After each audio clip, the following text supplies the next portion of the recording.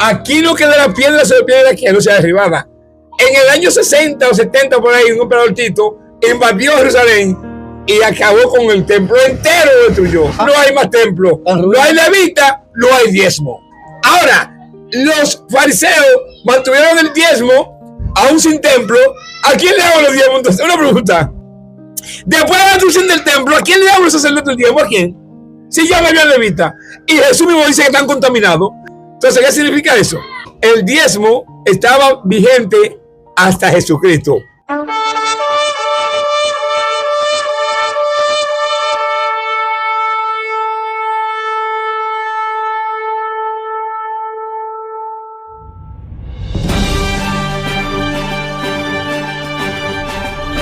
Visión profética con el evangelista Roberto de Jesús. Hey, señores, en el día de hoy me encuentro aquí junto al teólogo RD de República Dominicana, un hombre con un conocimiento amplio, un hombre que ha leído más de 1000 libros, ya ustedes saben, y el que lee tiene la oportunidad de aprender muchas cosas. Hey, mi hermano, Dios te bendiga, ¿cómo tú estás? Ay, te bendiga, Roberto, también muy bien, gracias. ¿Y tú? Bien, bien, ¿te puedes pegar el micrófono un poquito más, no importa? Sí, está bien, no hay problema. Dime tú lo que sabes de esto. Cuéntame de tu vida, mi hermano. Bueno. ¿De dónde tú vienes y hacia dónde vas? Bueno, yo vengo del polvo, creo que voy al polvo. Si no, pues ya es un término bíblico. No soy una cosa de otro mundo. Ah, sí, te voy a decir algo. Mi trayectoria ha sido un poco difícil. ¿Por qué razón? Desde niño la vida ha sido un poco difícil, ¿sabes? Me quedé sin padre a los 6 años. Es una historia que realmente no la puedo contar así por así. Pero sí te voy a decir algo. Yo exhorto a los jóvenes, exhorto a los niños, a los jóvenes, a las jovencitas, a los hombres de fuerza, de buena voluntad que todavía tienen vigor y fuerza y tus 5 sentidos tienen el uso funcional perfecto, que sigan educándose, que busquen la prudencia, la tolerancia, la paciencia, porque realmente para perseverar hay unos ingredientes que son importantísimos para lograr el éxito, no solamente entre los hombres, sino dentro de la casa de Dios. ¿Qué significa eso? Mi vida ha sido la lectura. Me ha gustado leer toda la vida. Es el único regalo para mí después de la vida que Dios me ha dado. Por ejemplo, te voy a decir algo. La gente se imagina qué es la materia. Pues materia es todo lo que ocupa un lugar en el espacio y tiene peso. Eso es la masa. Entonces, la masa es la cantidad de peso que tiene la materia. ¿Qué significa eso? Que todo lo que está visible es materia. Y la materia tiene composiciones químicas. ¿Vale? Por eso el carbón, cuando le sacan el agua, lo deshidratan, es un proceso de deshidratación, le sacan el agua, fíjese cuánto es el carbón después del proceso, no bota humo. Y eso me quedé en 6º curso de la primaria, en la lectura que me enseñan esas cosas. O sea que hasta 6º curso. Hasta 6º curso de la primaria yo estudié. ¿Y usted recuerda cuál fue su primer libro que usted leyó? El primer libro que usted leyó. El primer libro que yo leí, wow. En inglés, el primer libro que yo leí en inglés, por ejemplo. Ah, ¿usted habla inglés también? Sí, yo también hablo un poco de inglés. El Transat de Manhattan.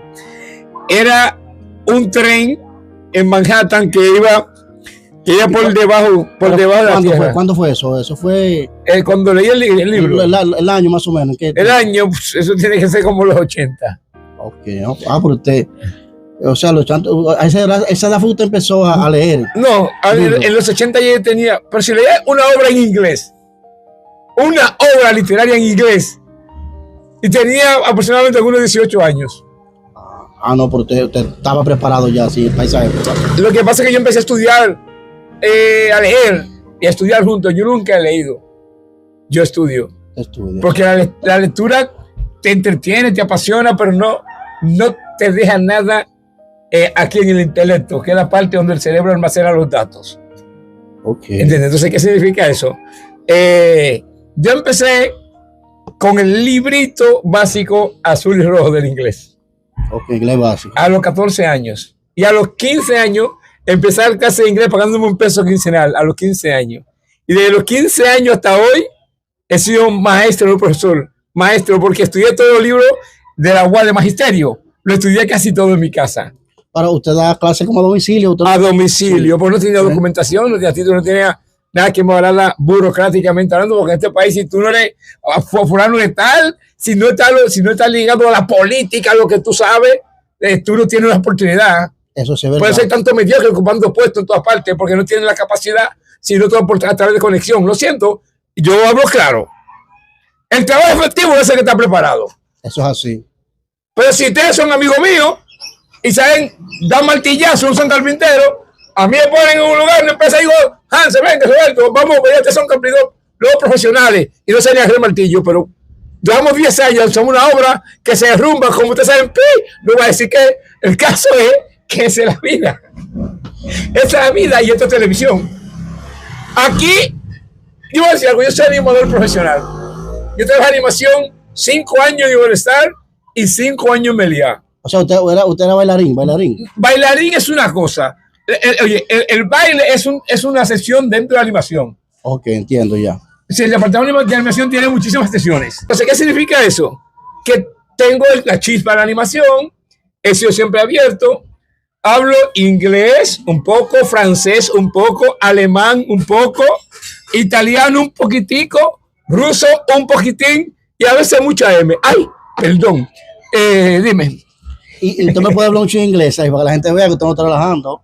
Le voy a hacer una pregunta, o yo voy a decir algo en inglés, en español, y usted lo va a decir en inglés, ¿de acuerdo? No hay problema. Dale. Damas y caballeros, Ladies and gentlemen, en este momento, in this moment, está aquí con todos ustedes they're here with all of us, el teólogo RD. the theologies RD from the Dominican Republic of the street. Tienen que recordar You have to remember que el fin se acerca that the end of the war is getting closer y hay que buscar de and you Jesucristo. have to look for Jesus Christ. Oh, pero de verdad, el hombre sabe de su cosa. No sabían que también soy traductor e intérprete. Con todo el sentido de la palabra. Lo que digo, estamos acá, hay contacto. Soy intérprete de 4 idiomas y traductor de 2. Porque no tengo la misma capacidad en 2 idiomas, no se puede ser fanfarrón. En inglés y francés tengo un buen dominio. Je peux aussi parler français très bien. Ça, c'est pas la même chose qu'en anglais, allemand, italien, mais le français, pour moi, c'est ma troisième langue. El francés para mí es mi tercera lengua. Entonces, ¿qué significa eso? Todo lo aprendí en el patio de mi casa, a la orilla del río Sama. No estudié nada en el 6º curso de la primaria. Usted es dominicano, ¿verdad? Yo, bueno, según el genotipo y el fenotipo de mi mamá y mi papá, mi mamá era rubia, blanca, hija de María. Oye, tocando un tema que es muy importante. Sí, porque... ¿Tú sabías que los inirios son familia mía? Mi abuelo, José Inirio, ojalá que me esté escuchando algún familiar por ahí, quién sabe, José Inirio era el papá de María Wallace. Mi abuela era inglesa de Nivis, de una isla, vino aquí con los cocolos, era de Higüey, mi abuela. Ah, usted sale morenito por eso. Entonces mi papá era rubio como ese micrófono. Ok. Mi papá era tan rubio como ese micrófono. Vamos a entrar ahora a este renglón. Como usted, el teólogo RD, se supone que un teólogo tiene que tener fundamento. El teólogo es aquel que investiga, que escudriña, que analiza las escrituras. Entonces, si usted es el teólogo RD, sí, tiene que tener herramientas, ¿verdad que sí? Bueno, yo creo que tengo un pico y una pala, un rastrillo, una escoba, con eso me busco la vida. Yo le voy a hacer algunas preguntas. Dígame. Acerca de la Biblia. Dígame. La palabra Biblia, ¿de qué raíz viene esa palabra? Viene de biblio. ¿De qué idioma? Del latín, se mezcla con el griego. ¿Sabes que la Biblia se escribe en griego y en latín? No en griego y en arameo. Que apareció la piedra de Rosetta y en esas escrituras se identificaron las civilizaciones. E incluso a partir de que aparece la escritura, comienza la historia. Termina la prehistoria y comienza la historia. Acuérdate que yo estudio historia también. Claro, y los 3 idiomas principales que se escribieron en la Biblia, ¿cuáles fueron? El arameo, el jeroglífico y el griego. Y el hebreo no funcionó. El hebreo, el arameo, el hebreo. El arameo, que es hebreo. Y el griego. El griego y el jeroglífico. Recuerda que las 2 principales. Ese último te mencionó. El jeroglífico. Ajá. Pero esa es una de las civilizaciones más antiguas que existen. Egipto. No, pero tiene que explicarlo porque Egipto, la gente quiere aprender. Lo que pasa es lo siguiente. Fíjense, los egipcios eran una cultura súper desarrollada. Es tan tal que hay que mirar que con los cálculos que hicieron las pirámides, todavía los ingenieros de hoy se preguntan que cómo pudieron ellos poner esas piedras que pesaban toneladas, subirla al nivel que la subieron. Oye, una piedra de esas se mantenía a nivel por el peso. No había grúa en ese tiempo. No, palanca. Y lo bonito es eso. Linda ver las pirámides de Egipto. La de Gizeh. Pero lo lindo es pensar la cantidad de negros y de inmigrantes que ellos invadían naciones y lo traían para construir esa pirámide. Todo tiene una parte negra en la historia. Sí. No es lo mismo ver con un loquito que ver con el loquito de Jesús. Yo soy arrogante, pero me baso en la información verdadera. Perfecto. Una pregunta. Según muchas personas, dicen que la primera religión fue la católica. ¿Usted cree eso que fue verdad? Yo te voy a decir algo. La primera religión fue la católica, pero la primera iglesia cristiana fue de Jesucristo. La primera religión sí fue la católica, porque sabemos que es la religión. O sea, después de Cristo. No, escúchame.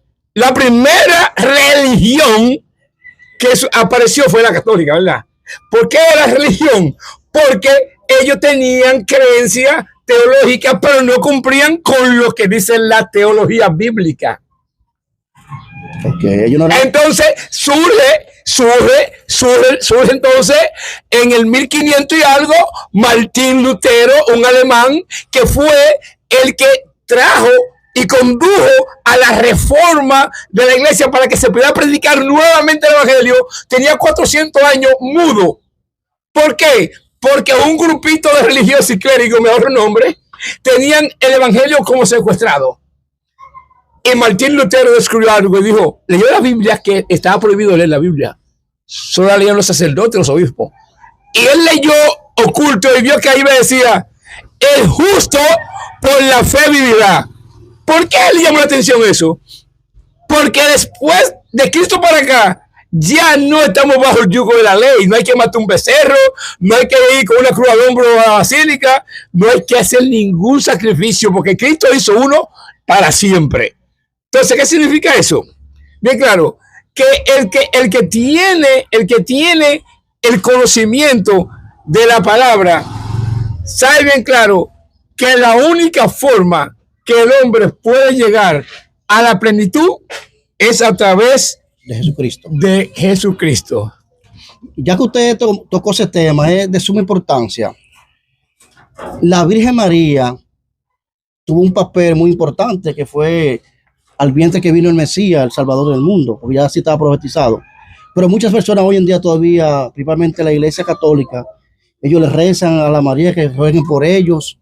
¿Y usted cree que eso tiene algún fundamento bíblico? No voy a ir directamente a María, la madre de mi Señor. No, pues ellos le piden a alguien más. Voy a hablar de ella, pero recuerde con mucho respeto.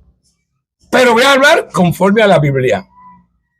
¿Ok? No mi opinión, la opinión que da la Biblia. Fíjense una cosa. El que adora a María, como dicen muchos, que es mejor ir donde la madre, que la madre es más fuerte, que la madre es más hijo, que es lo que han hecho ciertas religiones. No voy a decir el nombre, no quiero, por aquí no quiero decir el nombre. ¿Ok? Dicen que hay que ir a ella porque ella puede hablar con el hijo y ella obedece. Ahora vamos a ver si es verdad que el hijo obedece. Jesús, maestro, lo están buscando. ¿Quién me busca? Tu madre, tus hermanos. Mira, dile que todos estos que están acá son mi madre y mis hermanos, los que hacen la voluntad de mi Padre. ¿Por qué Jesús dio esa respuesta acerca de lo más grande que es en la tierra, su madre? ¿Quién me explica eso? Explíquelo. Jesús en la oración dijo que la carne para nada aprovecha. María tiene su lugar, el alma de María tiene su lugar asegurada. Bendita eres de todas las naciones, María, te felicito. Ella tiene su lugar asegurado, pero ella no resucitó como resucitó Jesucristo. Y dice la Biblia de Dios La palabra yo puesto los ojos en Jesús, el autor y consumador de la fe. El único que murió y vive para que el hombre tenga vida es Jesucristo. Entonces, al único que hay que adorar, al único que hay que buscar, y a quien quiere sacar del escenario en toda la entidad del mundo a Jesucristo, lamentablemente no. Ese es a quien hay que adorar. Ese fue el que se sacrificó. Siendo Dios, se humilló hasta lo sumo y muerte de cruz, se hizo maldito por ti y por mí. Y mira una cosa, Cristo vino, no fue por Israel, no, fue por nosotros los gentiles. Otra pregunta que le voy a hacer, que veo que usted es un hombre que tiene mucha preparación y muchas personas se van a edificar con lo que usted está hablando aquí. Entonces, por eso estamos nosotros aquí aclarando esos puntos. Qué bueno, ya usted habló de que María, ella tiene su parte, pero no ha resucitado, porque la Biblia dice que el primogénito entre los muertos fue Jesucristo. Y está la dieta del Padre como mediador ahora. Y en ese orden y memoria. Pero hay un problema, ¿eh? ¿Sabes cuál es el problema que hay? Dígalo, ¿cuál es? No conviene enseñar la verdad. No. En el país de los ignorantes reinan los sabios. Y en el país de los ciegos, el doctor que el rey. Rey. Entonces, ¿qué significa eso? Oye, la palabra dice, y conoceréis la verdad. Y la verdad os hará libre. ¿Qué significa eso? Ajá. Inmediatamente usted sabe que robar a través de la Biblia es malo. Ya tú eres libre del robo. Eres libre de coger cárcel por robar. Exacto. Es que eso se explica así. Porque la Biblia lo que te da son mandatos para que tú dejes lo malo y elijas lo bueno. Si haces lo malo, sabes que vas a tener consecuencias de lo malo. Como dice José Ortega y Gasset, dijo un escritor español. Dijo José Ortega y Gasset, yo soy yo y mis consecuencias. Si no las salvo a ellas, no me salvo a mí mismo. Eso es así. Entonces, está claro. A través de la Biblia, como dice Pablo, que si no está la ley, él no conocía el pecado. Cuando Pablo conoce la ley, se da cuenta que matar es malo. Entonces, ¿qué hace la ley? La ley lo libera de matar para que no sea prisionero por muerte. Pero hay muchas personas que están confundidas. Cuando se habla de la ley, ellos piensan que se está hablando de forma general, de lo ritual, lo ceremonial, lo moral. Entonces, Jesús vino y fue el fin de aquellas cosas del Antiguo Testamento. Él es el fin, la sombra de lo que había de venir.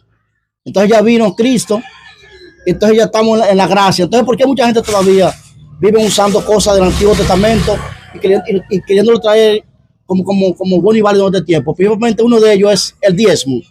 Mucha gente cita a Malaquías y dice que son ladrones, los diezmos, como que todavía estamos en el pacto viejo. ¿Qué usted puede decir de eso? Bueno, yo te voy a decir algo. De acuerdo a mis investigaciones, con respecto al diezmo, duré casi 15 años estudiándolo. 15 años. Porque no me atreví a tocar ese tema sin tener una base fundamental bíblica. Porque si no está en la Biblia, yo no juego con eso. Ahora, ¿qué sucede? ¿Dónde nace el diezmo? Muy sencillo. Jehová llama a Abraham porque ve que en la tierra está un desorden y dice, ya no hay nadie. En el capítulo 6 de Génesis, versículo 6 y 7, dice Jehová, me arrepiento y me dolió en mi corazón de haber creado al hombre en la tierra. Lo voy a raer de la tierra con todo animal y bestia, con todo lo que dice Jehová. La ira de Jehová no es fácil. Vuelvo y repito en la iglesia de Jesucristo, que si ha sido Jehová que ha tomado tu tiempo, ninguno de nosotros existiéramos, ninguno. Y están jugando con Jehová. Así es. Y Jehová no se dio de la tierra, porque se dice que Jehová fue llevado como cordero del matadero, y no fue Jehová, fue Jesucristo. ¿Y cuál es el problema entonces? Él está aquí en la tierra. El Hijo hizo su función. Entonces, ¿qué significa eso? El diezmo aparece principalmente ya cuando llega el arca. El arca es el arca del pacto. Ok, ya. El caso es que normalmente Moisés siempre decía a Jehová que si él no iba con él se quedaba. Moisés, si Jehová no iba con él, entonces ¿qué sucede? En este caso, Jehová dice a Moisés, mira, hazte un arca en oro, todo en oro. Los serafines en oro, los querubines en oro, la vara de Aarón, la vara de Moisés, el pan de la proposición que comió David, el maná, todo se conservaba intacto. Pero esa arca lo que significaba era el pacto de Dios con Moisés. La alianza, la primera alianza. Exactamente, el pacto. Ese fue el pacto de la primera alianza. Ahora, ¿qué sucede? De repente, elige a la tribu de Leví para que se encargue de los asuntos divinos. De servicios religiosos. De los asuntos divinos, asuntos divinos de Dios. Divino, divino. Sí, todo lo que es divino. ¿Cómo se dice divino en inglés? Divine. Divine. Ok, todo lo que tiene que ver propiedad directa de lo sagrado de Dios. Solamente la tribu de Leví, los sacerdotes, estaban encargados de tocar eso. Ahora, ¿qué sucede? Pasa lo siguiente. A Moisés le toca mover el arca y utilizaba los Leví, pero ¿qué pasa? Esa tribu no trabajaba porque era entregado 24/7 a cuidar ese arca, a cuidar los tesoros y todo lo que tiene que ver con Jehová. Entonces, ahí viene el 10% para esa tribu, para ellos. Luego, Jehová le dice a Moisés que construya el templo. Cuando construyen el templo, ya no hay arca, ahora es el templo, porque el arca era que daba presencia de Dios en el pueblo. Cuando el arca iba a la guerra, el pueblo ganaba. Sí. Pues si el arca no iba, el pueblo no sé. ¿Qué hicieron? Construyeron el templo. Y cuando construyeron el templo, ahora sí que hace falta levita, porque ahí sí hay departamento en el templo. Y para mantenerlo levita hay que haber el tiempo obligado. Amén. Ya Moisés construyó el templo, ¿verdad que sí? Ese primer templo lo restauró Nehemías. Bueno, lo restauraron varias gente, porque cada vez que el pueblo de Israel se ponía desobediente, Dios permitía que lo invadieran, el templo se iba a pique, se llevaban los utensilios de Jehová, era un lío. Volvía otra vez y obedecía el pueblo, Jehová traía todo otra vez para acá. Tom y Jerry, prácticamente. Entonces, ¿qué sucede? De repente termina el periodo del tiempo, del templo. Viene Salomón y construye el templo a Dios, el segundo, el último. ¿Qué sucede? Todavía los levitas están vigentes, hay templo. Entonces el templo de Dios, el templo donde mora la presencia de Dios, hay que mantenerlo un grupo de hombres que no se puedan, los levitas no pueden tocar nada fuera del templo. Pero los levitas también no tuvieron heredad tampoco. ¿No? Porque se contaminaron. Después de ahí, el mismo Jehová lo dice, los sacerdotes levitas, e incluso es tan fuerte la contaminación de los levitas para quienes se creó el diezmo. ¿Quiere que le diga algo? Por eso la Biblia hay que leerla y estudiarla y entenderla. Pero cuando Malaquías le habló, cuando llegaron de regreso del cautiverio, Malaquías está hablando con el pueblo de Israel, que él es el que tenía que dar diezmo a los sumos sacerdotes para mantener a los levitas. Pero hoy en día quieren citar eso, esa profecía que era para el pueblo de Israel, como que todavía está vigente. Déjame explicarte algo, fíjate una cosa. Esto es un tema claro, aquí no hay confusión. Lo que se quieran confundir porque tengan su ventaja o lo que sea, esto está claro. Mientras hubo templo, hubo levita y hubo diezmo. Jesús cuando vino, que te iba a decir esto, contra los levitas, escucha esto. Jesús cuando vino, en una ocasión dijo una parábola. Le dijo, un joven se acercó y dijo, Señor, ¿quién es mi prójimo? Y él dijo, y tú haces lo mismo que tu prójimo, tranquilo. En una ocasión, un comerciante estaba cruzando unas zonas solitarias, un desierto, que iba como de compra. Unos delincuentes bajaron por el camino, entraron a palo, le quitaron todo, le dejaron casi en paños menores y daban por muerto y se fueron. Escuchen bien claro, no lean, investiguen, porque Jesús es tonto y loco. Jesús tiene esos dos personajes ahí. ¿Por qué lo utilizó?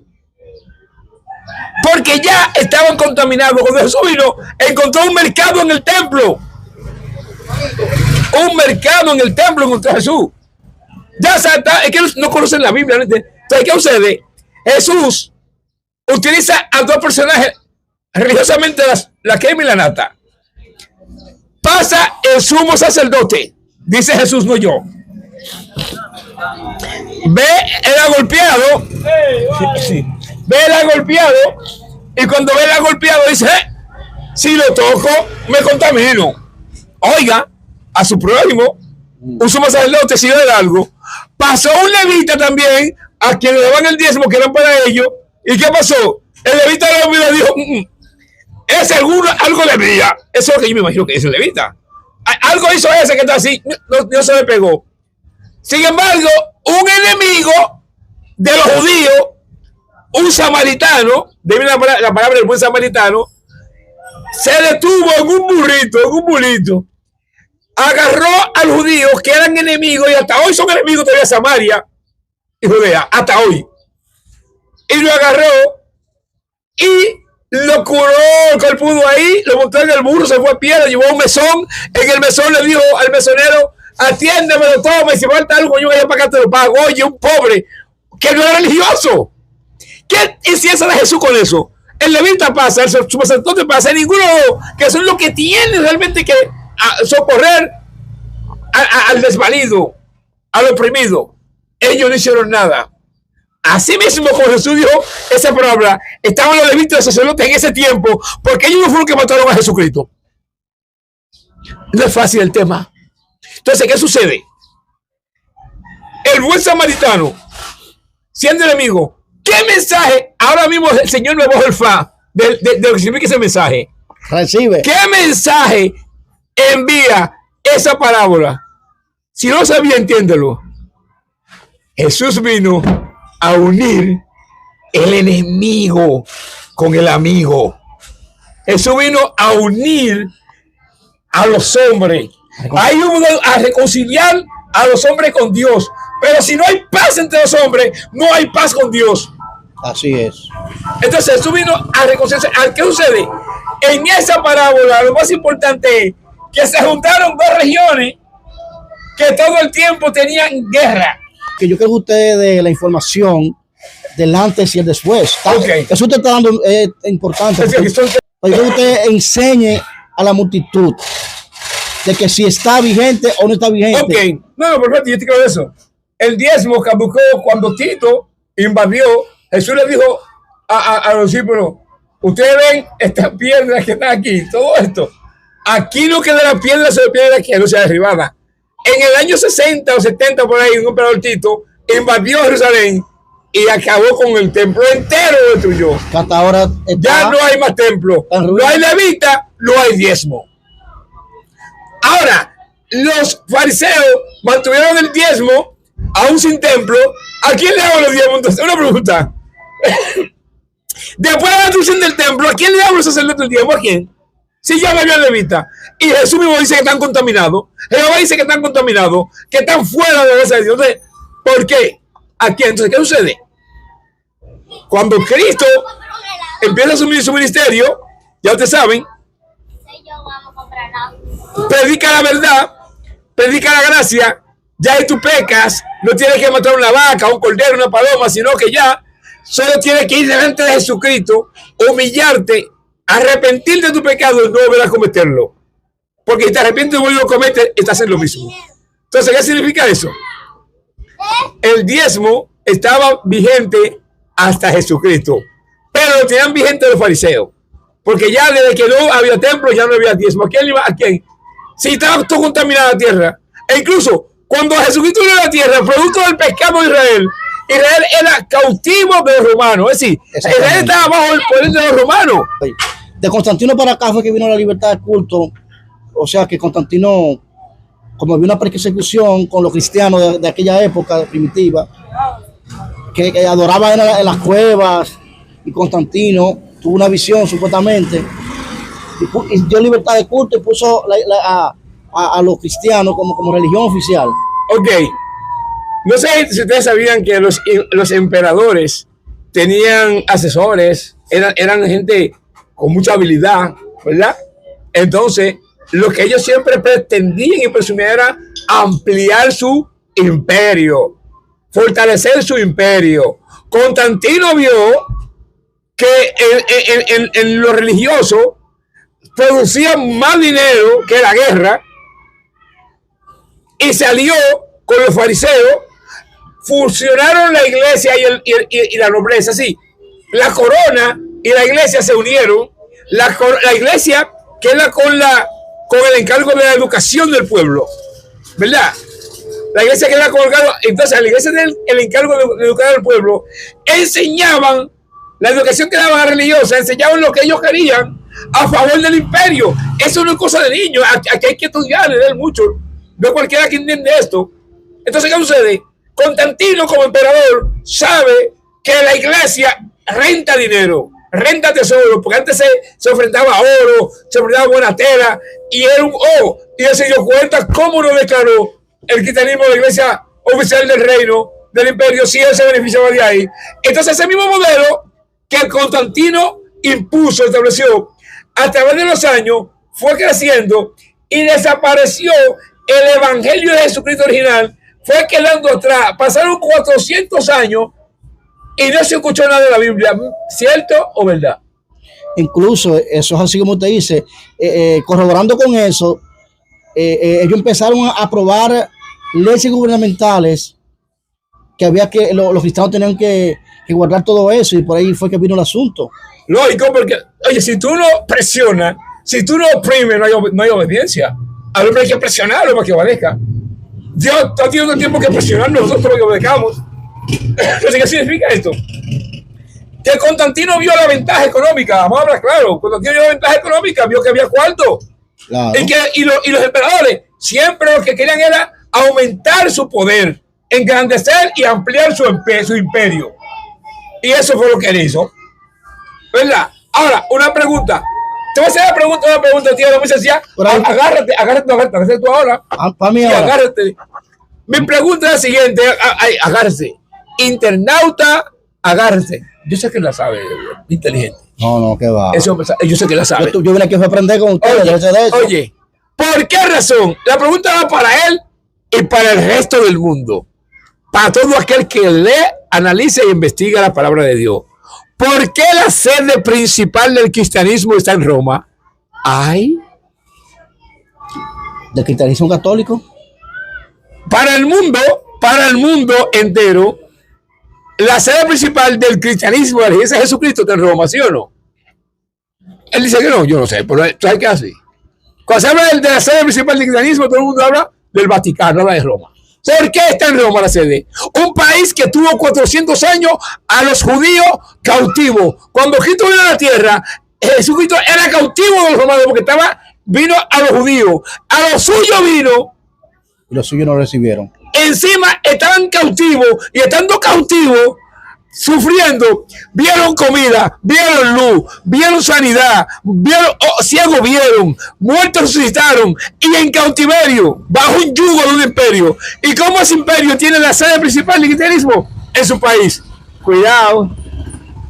¿Sabe qué? Por eso fue que Jesús le dijo, o sea, los discípulos le preguntaron a Jesús que si iba a restaurar el reino en ese tiempo. Y le dijo, no le toca a ustedes saber las razones y los tiempos, solo están en la potestad del Padre. Porque ellos pensaban que Jesús venía era como a quitar los yugos de la esclavitud de los romanos. Jesús sabe bien claro que las normas que habían establecido los sacerdotes que se contaminaron, como dice Jehová, ya no eran las reglas de Dios. De la palabra de Dios. No, estaban fuera. Al estar fuera de la palabra de Dios, ¿qué sucede? ¿Por qué quieres que vino Cristo? Oye, por eso que todo se cumple ahí en él. Sí. ¿Por qué vino Cristo? Porque todos hablaron de Jesucristo, todo el profeta. Y él lo dice. Sí, dice en Lucas 24, su versículo 44-45, que era necesario que se cumpliera todo lo que estaba escrito de él en la ley de Moisés, en los salmos y en los profetas. Por eso que hay muchos religiosos que hoy en día no entienden la escritura, porque que viene siendo el mismo versículo, porque los evangelios sinópticos, escribieron la misma cosa, y algunos se referían, como Mateo se refería a los judíos que conocían la Torá. En el 5:17 de Mateo le dice que Jesús no vino a abolir la ley ni los profetas, sino a cumplir, que ni una jota y una tira pasaría de la ley hasta que se cumpla lo que se decía de él. Pero por eso que muchos no entienden. Cuando usted le dice, no, porque usted sabe que ya no tenemos que guardar cierta costumbre, y yo dice, no, pero Jesucristo no vino a abolir la ley, porque no están entendiendo el contexto de lo que se está hablando. Te voy a explicar eso. Fíjate una cosa. Todos los que hablaron de Jesús eran profetas, ¿verdad que sí? Claro. Y los profetas decían profecía. David era profeta. Escúchame, y los profetas daban profecía, ¿verdad que sí? Las profecías tienen un deber de parte de Dios cumplirse. Y todo lo que se dijo de Jesús se cumplió. ¿Qué dice Ezequiel? Como retoño. Otro dice como renuevo. Sí. Es decir, nació, sale ese hombre del pueblecito más raquítico, el más pequeño que tiene. Pero no era coincidencia, porque hay una profecía, estaba en Miqueas. ¿Te diste cuenta? En Miqueas. Oh, Belén, tú la más pequeña. Sí. De ti vendrá el Salvador. Me alegro que este hombre, señores, mire, este hombre que usted ve hablando, quizás muchos que lo ven caminando en la calle lo tiran de un loquito, de cualquier persona, pero este hombre tiene la revelación divina del Padre, de que él quizás no está quizás en la condición que tiene que estar, en la posición que el Padre quiere que él esté, pero este hombre tiene la revelación divina, porque son pocas las personas que entienden la Escritura de esa manera. No saben que lo profético de Jesús tenía que irse cumpliendo. Y cuando llegaron los del Oriente, le decían los magos, pero eran personas de conocimiento. Sí, astrólogos. Se creen que esas personas eran de los mismos que estaban allá, que se quedaron allá, que hicieron familia. Okay. Y ellos estaban esperando la venida del Mesías. Cuando llegaron, que Herodes se turbó. ¿Cómo que este hombre vino a adorar al rey, al nuevo rey? Si el rey aquí soy yo. Wow. Mandó a buscar a los sacerdotes. Y busca la Escritura. No, ¿dónde había que nacer Cristo? En Belén de Judea. Pero espérate, ese es el hombre. Cuando se dio cuenta que ese era el nuevo rey que venía a reemplazarlo a él, o él se sintió amenazado, mandó a matar a todos los niños de 2 años para abajo. ¿No entiende? Continúe, mi hermano, porque usted tiene grandes proyectos. El caso es el siguiente. Recuerden que estaba bajo el yugo romano. Sí. Hay gobernadores gobernando Jerusalén. Gobernadores como Poncio Pilato, como Antipas, no sé, Filipo, Festo, eran gobernadores de Jerusalén. Cuando Jesús llega y encuentra la situación, él lo que piensa es lo siguiente: yo vine a cumplir la voluntad de mi Padre. Ahora, ¿qué significa eso? Para hacerlo más claro, Isaías habla de Jesús, Ezequiel, Miqueas, la mayoría de todos los profetas hablan de Jesús. Zacarías, bueno, Zacarías, ese es terrible. Ageo, y creo que el caso es que todos hablaban de Jesús. ¿Pero por qué hablan de Jesús? Le voy a decir el origen. El día que Jehová Dios le dijo a Abraham: en tu simiente serán benditas todas las naciones. ¿Por qué? Porque la humanidad había crecido demasiado. Allá Dios le daba pena acabar con la humanidad. Dios ya no quería acabar con el hombre, porque dijo, bueno, entonces eligió un pueblo de todos los pueblos que hay en el mundo, tanta gente, para no quedarse sin nada y no acabar con el hombre en total. Cogió un pueblecito para él. Fíjense que el pueblo de Israel es diferente a todos los pueblos que existen en el mundo. Perdón, la cultura y todo es muy diferente. Ahora, ¿qué sucede? Al decirle Jehová a Abraham que en su simiente serían benditas todas las naciones, ya entra Jesucristo en acción. Sí, incluso el apóstol Pablo trae a colación esa profecía, dice, y dice en tu simiente, no dice en tus simientes. No en las simientes. Como si hablase de mucho. No, es uno. Está hablando del Cristo, está hablando de Cristo. El unigénito, es uno. Sí. Entonces, ¿qué pasa? Dice only one. Only one. Entonces, ¿qué sucede? Ahora viene la confirmación de que en la simiente de Abraham iba a venir el Salvador. ¿Verdad que sí? Chequen este ching aquí. De repente Jehová le dice a un hombre con 95 años que las mujeres estériles que tienen un solo hijo, sacrifícame a tu hijo. Es duro. Es fuerte. Vamos a ver qué pasa. Y esa obediencia de Abraham, ¿sabe qué dijo Dios? Si este que es un hombre carnal mortal es capaz de darme a su hijo sin conocerme, ¿cómo no voy yo a dar el mío por toda la humanidad? Aleluya. Wow, muy profundo. Lo repito, que me gusta ese ching. Vamos. Después que Dios le dice, Abraham, en tu simiente serán benditas todas las naciones, ¿verdad? Significa que viene un descendiente de Abraham con todos los poderes a reconciliar al hombre con Dios, Jesucristo. ¿Verdad que sí? Entonces, ¿qué pasa ahora?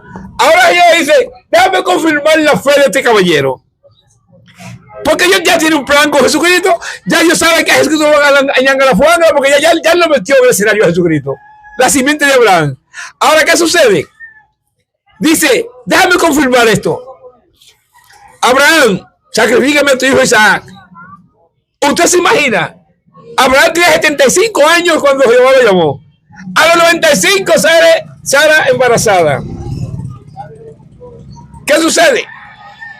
Él dice que sacrifique a su único hijo con 95 años. ¿Va a tener otro? Para mí ha sido difícil sacrificarlo, digo verdad. No miento. Pero Abraham le creyó a Dios y le fue contado con justicia, ¿verdad? Abraham hizo todo el proceso. Y cuando levantó el cuchillo para degollar a Isaac, apareció Jesucristo en una salsa. Ahí apareció Cristo, un corderito atado. Y Jehová le dijo, Abraham, 2 veces lo voció, no le haga daño al niño. ¿Y qué dijo el niño? Antes de acostarse en el altar, le dijo, pa, a la leña. Mi pai, como dice güey, mi pai, pero yo voy a la leña y veo todo. ¿Y dónde está el cordero? El cordero. Y Abraham, no fue Abraham que habló. Dios proveerá. No fue Abraham que habló, fue el Espíritu de Dios que le dijo, Dios se proveerá. Se proveerá significa que Él va a proveerse el mismo, el cordero. Y el cordero de Dios que quita el pecado del mundo. ¿Quién es? Jesucristo. Entonces, convencido. Convencido. Te quiero hacer una pregunta muy interesante ahora. Listen to me, please. I listen to you. Señores, este hombre es teacher, de clase a domicilio, cualquier cosa. Sí, ok, no soy fanfarrón. Vamos a hacer un segmento de dando clases de inglés pronto por ahí. No sé. A aquella gente que necesita inglés fácil en su casa. No soy fanfarrón. Pero a domicilio cobro 1,000 pesos por una hora de inglés, 1,500 por una hora de francés y 2,000 por una hora de alemán. ¿Por qué? Porque es lo único que tengo en la vida de poder conseguir algo material. Está aquí. Okay. ¿Cómo tú ves en la actualidad el cristianismo, el modo como se están manejando los líderes religiosos, los que tienen que velar por el mundo, que somos la sal de la tierra y la luz del mundo? ¿Tú crees que hay un buen manejo en la actualidad? Oye, yo te voy a decir algo. Mientras yo no vea lo que dice mi maestro, Jesucristo, a ver, entendido, como yo siempre digo, entendido, teólogo, filósofo, etcétera. Escuchen. Todo lo que Jesús dice se hace, ¿verdad que sí? Vamos a ver si hacemos esto. Dice la palabra en Marcos capítulo 16, versículo, no me acuerdo. 15. Pero así que dice. 15, 16 también. Y estas señales seguirán a los que creen, 2 puntos. Y estas señales seguirán a los que creen, 2 puntos, sí, a los que creen. Indefinidamente, a los que creen, no es que a los apóstoles. En mi nombre echarán fuera demonios. ¿Se echan demonios fuera en este tiempo? No lo he visto. En mi nombre hablarán nuevas lenguas. La lengua que se habla en este tiempo es mecánica, porque todos hablan la misma lengua. Qué raro. En mi nombre pondrán las manos sobre los enfermos y sanarán. No veo a nadie sanarse con la imposición de la mano de un cristiano. En mi nombre, si ven cosas mortíferas, no les da daño. Si se la beben, se mueren porque no tienen al Espíritu Santo. En mi nombre orarán, sanarán, pero nunca van a ver cojo caminando, ni ciego viendo, ni muertos resucitando, ni demonios fuera, porque no tienen el Espíritu Santo de Cristo. Y te lo voy a comprobar ahora con la palabra. Escúchate, Chin, y permiso, varón, escucha. Fluya, fluya. ¿Qué sucede? Llega el momento del cumplimiento de las cosas de Jesús, del ministerio de Cristo. Llega el momento de su cumplimiento. Cuando Jesús tiene que darle cuenta al Padre del sacrificio. Jesús ya resucita, ¿verdad que sí? Hemos dicho, Jesús no ha resucitado. Jesús dice a sus discípulos, bueno, muchachos, llegó la hora. Fueron unos alguaciles, unos extranjeros, a preguntar por el maestro. Jesús dijo, ya me van a matar. Jesús dijo, muchachos, llegó la hora. ¿De qué se maldijo preguntaron por Jesús? Jesús dijo, ya. Vinieron a atar los cabos para ñangara, fuángara. Entonces, ¿qué sucede? Los discípulos que ven que el maestro le dice que ya llegó la hora del Hijo del Hombre caer en manos del hombre, como él lo dice, me van a entregar la mano del hombre. Entonces, Pedro, emocionado, con dolor, le dice, maestro, que jamás tal cosa te acontezca.